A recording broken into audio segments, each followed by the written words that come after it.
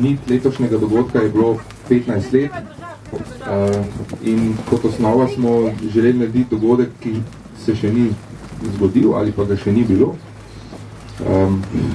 Vsaj mi ne pomnimo dogodka, da bi se na Ljubljanici na vodi zgodila modna revija. Mislim, da je to nekaj edinstvenega, da je to malce drugače, kot smo vajeni modnih revij, rečemo po nekih lepih sobanah, prostorih, halah. Tukaj bomo ga naredili kar na vodi.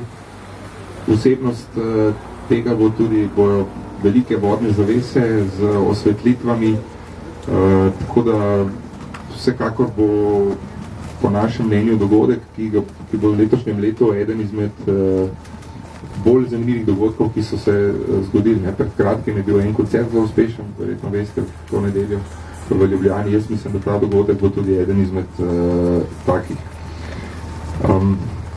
Zakaj nismo šli, ne vem, tako kot običajno v okolico City Parka ali to?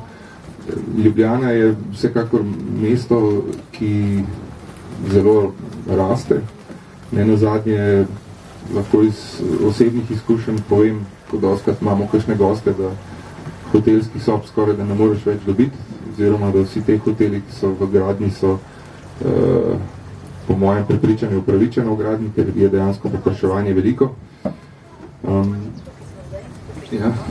No, tukaj smo zdaj na tej špici, kjer bo oder postavljen na vodi, v ozadju bodo bile kulise in svetlobni efekti, band na sami vodi.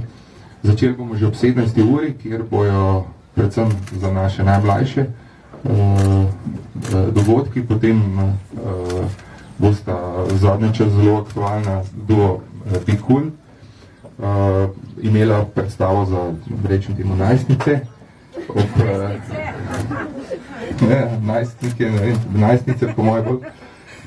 Od 19:30 ure naprej se bo predstavila skupina Jinx in vse do 9. ure, ko pa se začenja velik dogodek, oziroma glavni osrednji dogodek, kjer bomo imeli izhode blagovnih znamk, ki so prisotne v City Parku, zraven pa bodo popestrili dogajanje priznani oziroma znani pevci, kot so Maja Kevc, Janja Šuštaršič, na koncu pa bo vse skupaj začinil še Magnifico.